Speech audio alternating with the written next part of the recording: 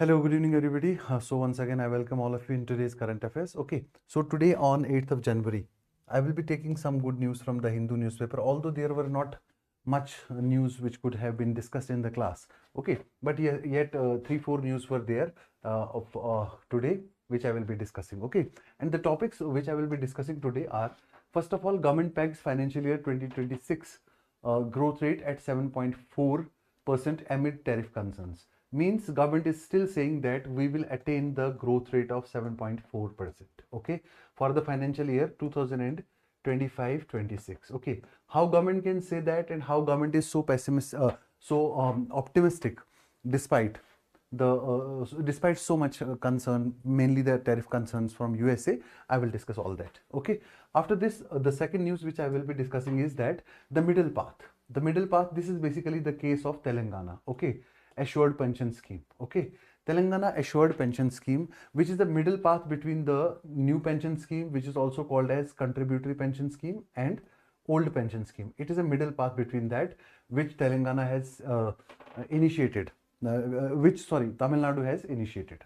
Okay, so letter against the spirit. This is a news related to special intensive revision, that why election commission has been questioned so many times and how election commission is defending itself in the Supreme Court. Okay, and then how every 100 rupees is spent by Indian households. This is related to household consumption expenditure survey.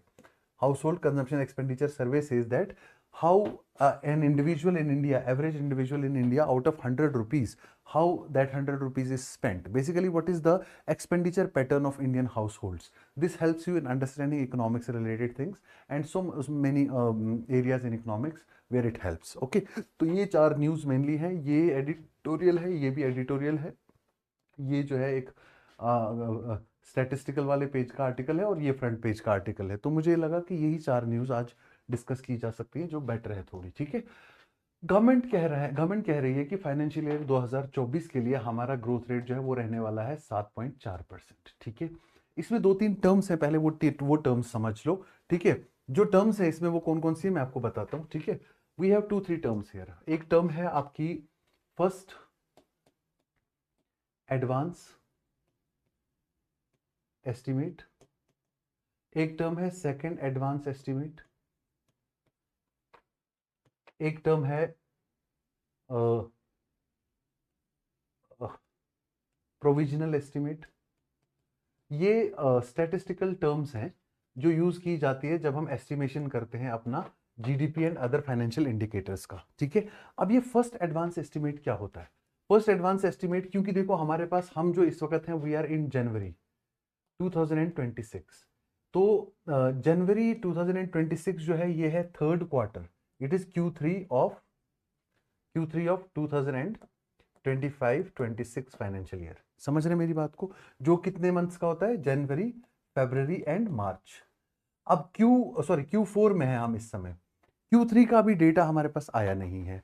तो first advance estimate is based on the data of Q1 and Q2. Second advance estimate is based on the data of Q1 and Q2 and Q3.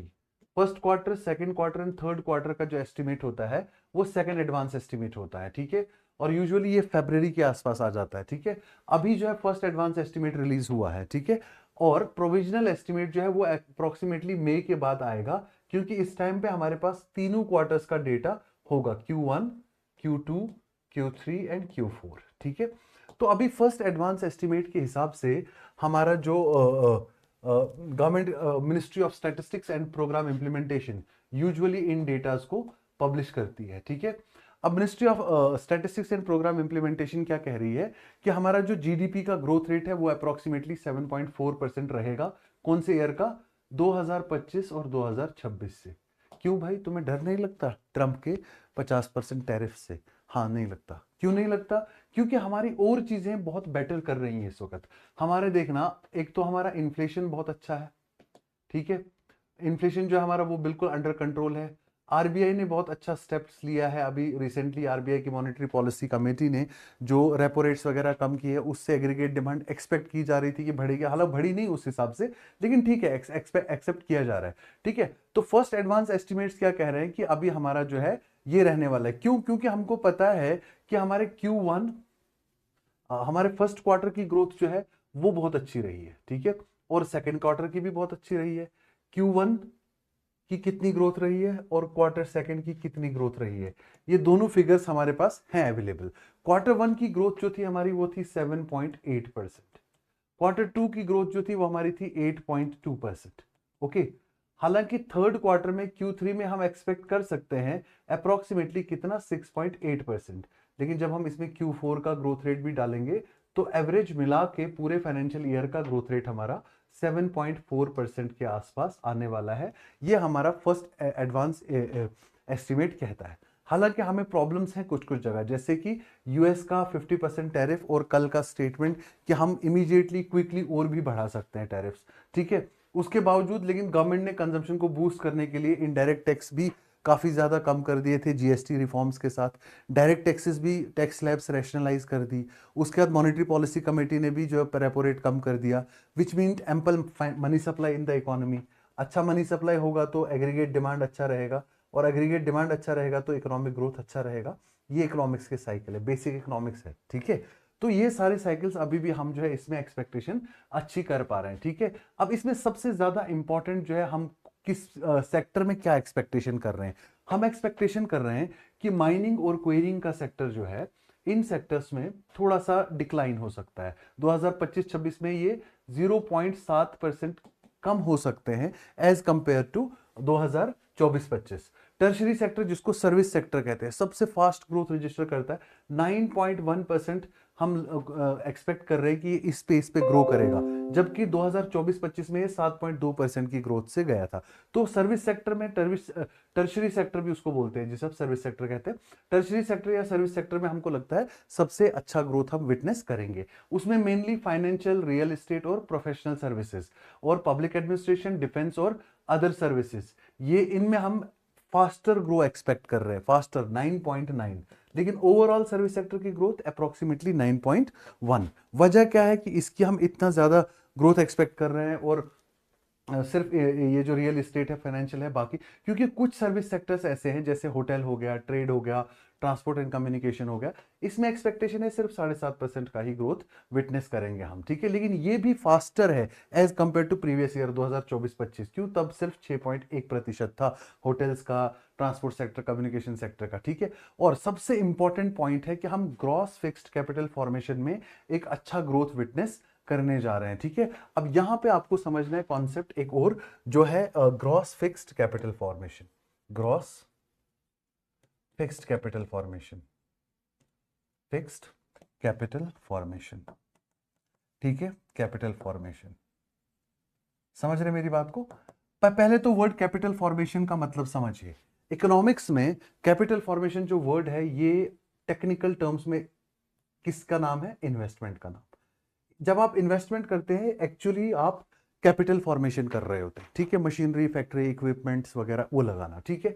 अब gross का मतलब होता है total, और fixed capital, यहां पे investment तो हम फाइनेंशियल एसेट में भी करते हैं ना, वो फिक्स्ड कैपिटल में नहीं आता। जब machinery, factory, equipment, assets, buildings, वो सब चीजों में इन्वेस्ट करते हैं, that is called fixed capital formation, ठीक है। तो ग्रॉस फिक्स्ड कैपिटल फॉर्मेशन जो है, हम 2025-26 में एक्सपेक्ट कर रहे हैं कि हम 7.8% के दर से ग्रो करेंगे, जबकि 2024-25 में हम किस दर से ग्रो करे थे? करीब करीब 7.1% के दर से हम ग्रो करे थे। तो अभी हमारा ग्रॉस फिक्स्ड कैपिटल फॉर्मेशन भी थोड़ा फास्ट होने वाला है। समझ रहे हैं मेरी बात को? ये बेसिक्स है, अच्छा लगता है जब आपको बेसिक्स पता हो, आपको न्यूज़पेपर पढ़ने में मजा आता है। तो इन्वेस्टमेंट में अगर हम अच्छा ग्रोथ करते हैं, इसका ये मतलब है कि हमारी गवर्नमेंट ज्यादा कैपिटल एक्सपेंडिचर कर रही है, रेवेन्यू एक्सपेंडिचर कम कर रही है। और कैपिटल एक्सपेंडिचर का बेस्ट जो फीचर है वो ये है कि ये फ्यूचर कैपेबिलिटी कंट्री की, ये सस्टेनेबल होता है। इससे फ्यूचर एसेट जनरेशन हो जाते हैं, एसेट से फिर फ्यूचर में रेवेन्यू जनरेट होता है। सो इसलिए फिक्स्ड कैपिटल फॉर्मेशन का इन्वेस्टमेंट जो है वो ज्यादा अच्छा होता है as compare to revenue expenditure. ठीक हो गया? ये एक न्यूज है, ठीक है। दूसरा न्यूज है the middle path. Middle path simple समझो, ओल्ड पेंशन स्कीम, ओपीएस, जिसमें एम्प्लॉय का कंट्रीब्यूशन कुछ नहीं था, ठीक है। तो ये एक कंट्रीब्यूशन बेस्ड स्कीम नहीं था। देन आ गया सीपीएस, कंट्रीब्यूटरी पेंशन स्कीम, जिसे आप एनपीएस न्यू पेंशन स्कीम भी बोलते हैं। इसमें दो पार्ट्स होते हैं। इसमें एम्प्लॉय का कंट्रीब्यूशन है in fact employee plus employer, employer means government, हाँ, एम्प्लॉयर का कंट्रीब्यूशन है, दोनों कंट्रीब्यूट करते हैं, ठीक है। अब इस समय तमिलनाडु गवर्नमेंट ने TAPS, Tamil Nadu assured pension scheme का जो है स्टार्ट किया। क्यों? क्योंकि जब तमिलनाडु के इलेक्शंस हुए थे पीछे, इलेक्शंस में डीएमके ने क्या किया था, क्या प्रॉमिस किया था? प्रॉमिस ये किया था कि DMK, Dravida Munnetra Kazhagam, the party, okay, उन्होंने कहा था कि हम क्या करेंगे, ओल्ड पेंशन स्कीम को रिस्टोर करेंगे, ठीक है। लेकिन ओल्ड पेंशन को रिस्टोर करना इतना आसान नहीं, क्योंकि इसमें फाइनेंशियली गवर्नमेंट के ऊपर ही सारा बर्डन है, पेंशन पे करना और रिटायरमेंट ग्रेचुइटी या डेथ ग्रेचुइटी पे करना एम्प्लॉयज को, ठीक है। न्यू पेंशन स्कीम में ठीक है, गवर्नमेंट का एक कंट्रीब्यूशन तो है, पर वो तो तब जब एम्प्लॉय रिटायर होगा तब देना है। एम्प्लॉय से तो आप हर महीने का ले रहे हो ना कंट्रीब्यूशन, अराउंड 10% उसकी सैलरी में से हर महीने कट रहा है। क्यों? क्योंकि वो उसका ही पेंशन में जमा हो रहा है। अच्छा, वो भी लास्ट में कैसे मिलेगा? एक लमसम अमाउंट के फॉर्म में मिलेगा, ठीक है। मंथली उसमें पेमेंट्स कुछ नहीं है, ठीक है। अब तमिलनाडु की जो एश्योर्ड पेंशन स्कीम है, इसमें गवर्नमेंट कह रही है कि 50% of last drawn salary, last month में जो सैलरी आपने ड्रॉ की है उसका 50% आपको मिलेगा एश्योर्ड पेंशन। क्या मिलेगा? Assured pension. लेकिन क्या इसमें एम्प्लॉय को कंट्रीब्यूशन करना है? तो इसका दूसरा फीचर यह है कि इसमें एम्प्लॉय का कंट्रीब्यूशन इंटैक्ट रहेगा। इस एम्प्लॉय के कंट्रीब्यूशन से क्या फायदा होगा कि स्टेट के अपने फाइनेंसेस भी जो है वो क्या रहेंगे? इंटैक्ट रहेंगे। तो प्रूडेंशियल फाइनेंशियल प्लानिंग भी किया स्टेट ने और एम्प्लॉयज को भी खुश करने का एक अटेम्प्ट किया, और ये एक अच्छा मिडिल पाथ माना जा रहा है ओल्ड पेंशन स्कीम और न्यू पेंशन स्कीम के बीच का, ठीक है। अब उसके अलावा इसमें डेथ और रिटायरमेंट ग्रेचुइटी का भी कंपोनेंट जो है वो रख दिया तमिलनाडु गवर्नमेंट ने। Death gratuity, gratuity means a lump sum at amount which is paid in case of death और एट द रिटायरमेंट, ठीक है। डेथ ग्रेचुइटी या रिटायरमेंट ग्रेचुइटी, ये दोनों कंपोनेंट्स रख दिए गए हमारी जो तमिलनाडु की एश्योर्ड पेंशन स्कीम है, ठीक है। अब इससे ये एम्प्लॉय कंट्रीब्यूशन रखने से कि कुछ एक कॉन्सेप्ट है इसमें STOR, ठीक है, SOTR, states own tax revenue. Tamil Nadu का अपना जो टैक्स रेवेन्यू है वो भी ऑलमोस्ट हर स्टेट का ही कम है, ठीक है। और तमिलनाडु का जो डेफिसिट है, फिस्कल डेफिसिट जो स्टेट का है, ठीक है, डेफिसिट भी जो है वो कम है। इनफैक्ट आउटस्टैंडिंग डेट जो है वो कितना है? 26.1% of gross state domestic product. GSDP is the GDP of the state, ठीक है, ग्रॉस स्टेट डोमेस्टिक प्रोडक्ट। इतना जो है तमिलनाडु के ऊपर डेट भी है। तो अगर गवर्नमेंट इस समय कंट्रीब्यूशन वाला पार्ट कैंसिल कर देती तो डेट पेमेंट के लिए भी काफी ज्यादा फाइनेंशियल लोड पड़ जाता स्टेट के ऊपर। तो इन्होंने फाइनेंशियल प्रूडेंस भी इंश्योर किया और एम्प्लॉय के लिए फिक्स पेंशन भी एश्योर किया और डेट ग्रेचुइटी और रिटायरमेंट ग्रेचुइटी का कंपोनेंट भी साथ रखा, ठीक है। एक वीडियो बनाऊंगा जिसमें सारी पेंशन स्कीम्स डिस्कस होंगी, न्यू पेंशन स्कीम भी, ओल्ड पेंशन स्कीम भी, और सेंट्रल गवर्नमेंट एम्प्लॉयज के लिए अभी लास्ट ईयर गवर्नमेंट ने लॉन्च की है यूनिफाइड पेंशन स्कीम, ठीक है, जिसमें एलिमेंट्स दोनों के हैं, एनपीएस के भी है, ओपीएस के भी है, ठीक है। तो ये एक सेपरेट वीडियो बनाऊंगा, पेंशन कैसे हमारे कंट्री में गवर्न होता है, PFRDA, pension fund regulatory development authority of India क्या काम करती है, ठीक है। लेकिन फिलहाल इस आर्टिकल के रेफरेंस में इतना इसका समरी है, ठीक है। Now moving ahead to the next article, ठीक है। ये कह रहा है कि letter against the spirit. What is letter and what is spirit? ये मैं पहले भी डिस्कस कर चुका हूं। लेटर मतलब एक्चुअल वर्डिंग क्या है किसी लॉ की, और स्पिरिट मतलब एक्चुअल मीनिंग क्या है उस चीज का, ठीक है। अब इलेक्शन कमीशन का मैंडेट अगर देखोगे आर्टिकल 324 के अंदर, आर्टिकल 324 के अंदर क्या है? आर्टिकल 324 के अंदर इलेक्शन कमीशन को कॉन्स्टिट्यूशन ने रिस्पॉन्सिबिलिटी दिया है किस चीज का? Control over the preparation of electoral rolls, control over preparation of electoral rolls. लेकिन आप जो इस समय अपडेशन कर रहे हो वो बहुत ही ज्यादा क्वेश्चन हो रहा है डिफरेंट फ्रंट्स पे, ठीक है। इलेक्टोरल रोल्स क्या होते हैं? वोटर लिस्ट, वोटर लिस्ट का कंट्रोल, उसका प्रिपरेशन, अपडेशन, रिवीजन, ये काम ही है इलेक्शन कमीशन का। लेकिन आप ऐसा कैसा इलेक्टोरल रोल्स का अपडेशन कर रहे हो कि आपको इंडिया के Nobel prize winner economist Amartya Kumar Sen को भी समन करना पड़ रहा है ये इंश्योर करने के लिए कि क्या ये उन्हीं का नाम है और ये वोटर लिस्ट में सही है या सही नहीं है। ठीक है, Amartya Kumar Sen, Nobel laureate of the country, pride of India, election commission उसको समन कर रहा है प्रूव करने के लिए कि क्या वो आपका नाम है, वहां पे स्पेलिंग एरर है या क्या, वट एवर इट इज। लेकिन ये कैसी एक्सरसाइज कर रहे हो आप? Get the point.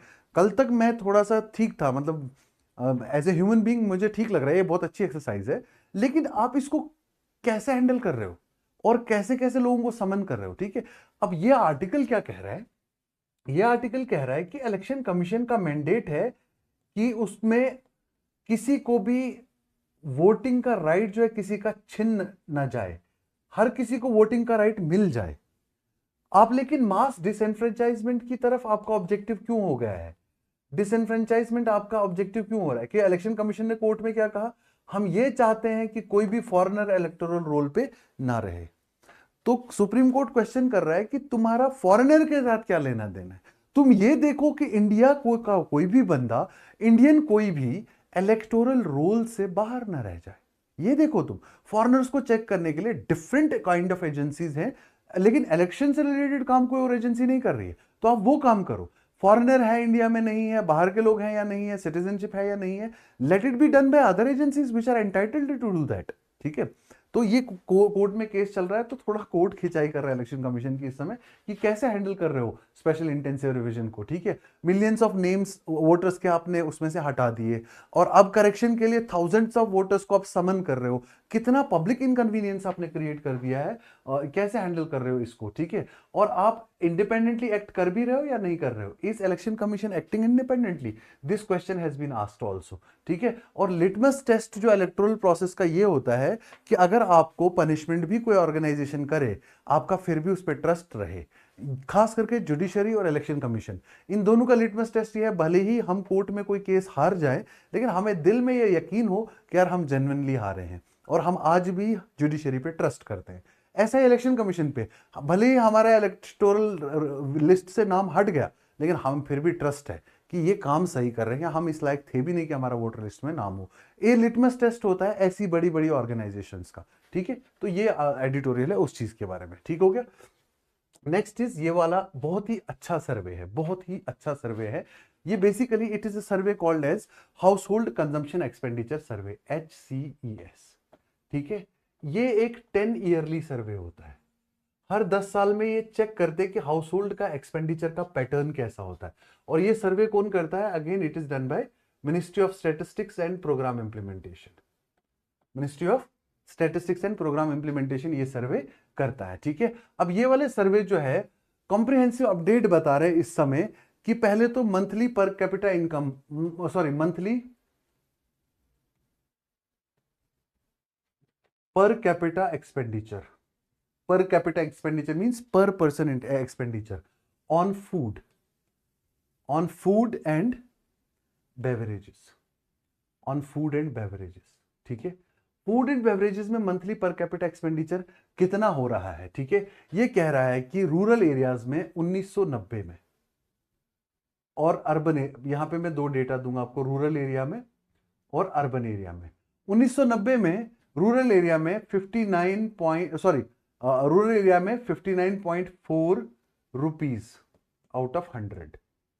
100 रुपए में से करीब करीब 60 रुपए फूड एंड बेवरेजेस पे खर्चा हो रहे थे रूरल एरिया में। ठीक है, और अर्बन एरिया में कितना? 48.1 रुपीज आउट ऑफ 100। तो इसका मतलब अर्बन एरिया में ज्यादा था या रूरल एरिया में ज्यादा था? रूरल एरिया में ज्यादा था। क्यों? क्योंकि हैवी वर्क रूरल एरिया में लोग कर रहे थे। ठीक है, और आज की डेट में भी पैटर्न सेम है। अब नेक्स्ट डेटा जो है 2023-24 का डेटा है, बहुत ही इंपॉर्टेंट अच्छा डेटा है। ये कह रहा है कि अर्बन एरिया, रूरल एरिया में आज लोग 47 रुपीज खर्चा कर रहे हैं 100 में से, किस पे? फूड एंड बेवरेजेस पे। और अर्बन एरिया में कितना खर्चा कर रहे हैं? 39.6। हालांकि गैप थोड़ा कम हो गया है, 39.6 रुपीज आउट ऑफ 100 रुपीज। ठीक है, कहने का ये मतलब है कि फूड एंड बेवरेजेस एक्सपेंडिचर पिछले 20 साल में ओवरऑल कम हो गए। क्यों? क्योंकि लोगों की इनकम बढ़ गई। उसका प्रोपोर्शन अगर देखोगे, प्रोपोर्शन जो है फूड एंड बेवरेजेस पे अब कम हो गया। हालांकि आज लोग ज्यादा अच्छा खाना खाते हैं, ज्यादा महंगा खाना खाते हैं और ज्यादा रिफाइंड खाना भी खाते हैं जो हेल्थ कॉन्शियस लोग होते हैं, ठीक है। लेकिन इसमें यहाँ पे एक कॉन्सेप्ट दिया हुआ है, concept of लाफर curve, concept of लाफर curve, ठीक है। लाफर कर्व, लाफर कर्व क्या कहती है कि जैसे जैसे ही एक इंडिविजुअल की पर कैपिटा इनकम, या यहां पे लिखते हैं food expenditure, expenditure on food, यहां पे लिखते हैं पर कैपिटा इनकम, ठीक है। तो जब पर कैपिटा इनकम कम होती है, फूड एक्सपेंडिचर के ऊपर, फूड के ऊपर एक्सपेंडिचर जो होता है वो बहुत ज्यादा होता है। क्यों? अगर आपकी 100 रुपए ही इनकम है तो आप देख लो ना, आपकी इनकम का 60% जा रहा है फूड पे, लेकिन वहीं अगर 1000 रुपए आपकी इनकम हो तो थोड़ा परसेंटेज कम आ जाएगा, ठीक है। अब अगर आपकी पर कैपिटा इनकम बढ़ जाए तो फूड के ऊपर भी एक्सपेंडिचर जो है वो बढ़ जाता है, और बढ़ जाए पर कैपिटा इनकम तो फूड के ऊपर और आपका एक्सपेंडिचर कम हो जाता है, ठीक है। तो ये यहां पे आ जाएगा पॉइंट।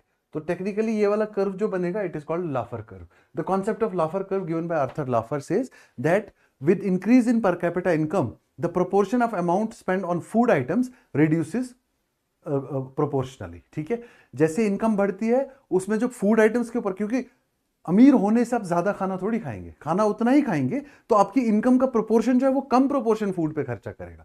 अंबानी की इनकम का शायद 0.1% उसका फूड पे खर्चा होगा, ठीक है। हमारी इनकम का हो सकता है 10% 20% फूड पे खर्चा रहे, क्यों? क्योंकि हमारी इनकम ही कम है, उसकी इनकम भी बहुत ज्यादा है, ठीक है। तो लाफर कर्व का कॉन्सेप्ट है यहाँ पे, ठीक है। दूसरा ग्राफ ये बताता है कि क्लोथिंग एंड फुटवेयर पे पहले 8 रुपए के आसपास खर्चा हो रहा था, और अब जो खर्चा हो रहा है वो कितना हो रहा है, वो करीब करीब 6.5 रुपए हो रहा है रूरल एरियाज में।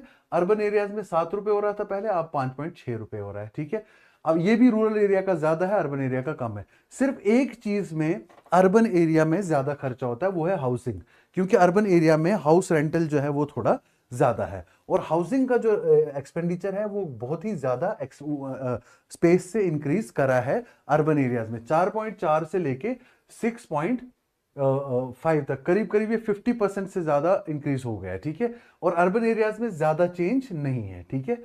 हालांकि थोड़ा सा बढ़ा है लेकिन बहुत ज्यादा नहीं है, ठीक है। और अर्बन एरिया एक और चीज में ज्यादा है कि मिसलिनियस, जैसे health, education, conveyance, conveyance means गाड़ी वगैरह, कंज्यूमर सर्विसेज में अर्बन एरियाज में ज्यादा खर्चा हो गया है as compare to rural areas में, ठीक है। लेकिन सबसे ज्यादा प्रोपोर्शन हमारा खर्चा किस चीज पे हो रहा है आज की डेट में? सबसे ज्यादा हमारा आज भी फूड एंड बेवरेजेस पे हो रहा है। दूसरा हो गया हमारा मिसलिनियस, जैसे कि हमारी कौन सी चीजें, health, education, conveyance, consumer services and other, ठीक है। और तीसरे नंबर पे हमारा हो गया फिर क्लोथिंग, बेडिंग एंड फुटवेयर। चौथे नंबर पे फ्यूल एंड लाइट, और पांचवें नंबर पे पान मसाला, टोबैको, इंटॉक्सिकेंट्स एटसेट्रा।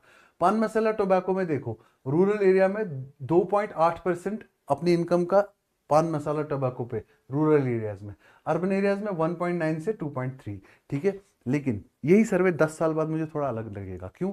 क्योंकि यहाँ पे पान मसाला, टोबैको और जो इंटॉक्सिकेंट्स है ना, इंटॉक्सिकेंट्स का कंजम्पशन और इंटॉक्सिकेंट की टाइप्स, इंटॉक्सिकेंट की एक्सेस कॉस्ट, ठीक है, जीएसटी जो लगा हुआ है इस पे पान मसाला, टोबैको, इंटॉक्सिकेंट्स के ऊपर, उस वजह से ये थोड़ा सा बढ़ सकता है आने वाले हाउस होल्ड कंजम्पशन एक्सपेंडिचर सर्वे में। तो जब भी ये सर्वे पढ़ना है, इसके पॉइंट्स ऐसे ही बनाने जो मैंने आपको डिस्कस किया, क्योंकि कभी कभी आता है कि as per household consumption expenditure arrange the following in order of increasing order of expenses, mean सबसे कम किस में और सबसे ज्यादा किस में है, ठीक है। तो सबसे कम किस में आपको नजर आ रहा है? टोबैको, पान मसाला एंड इंटॉक्सिकेंट्स में, ठीक है। और उसके बाद नेक्स्ट किस में नजर आ रहा है? नेक्स्ट आ रहा है हमें किस में? फ्यूल एंड लाइट में। उसके बाद हाउसिंग में, उसके बाद क्लोथिंग एंड बेडिंग में, और उसके बाद नेक्स्ट मिसलिनियस में, और उसके बाद लास्टली फूड एंड बेवरेजेस में, ठीक है।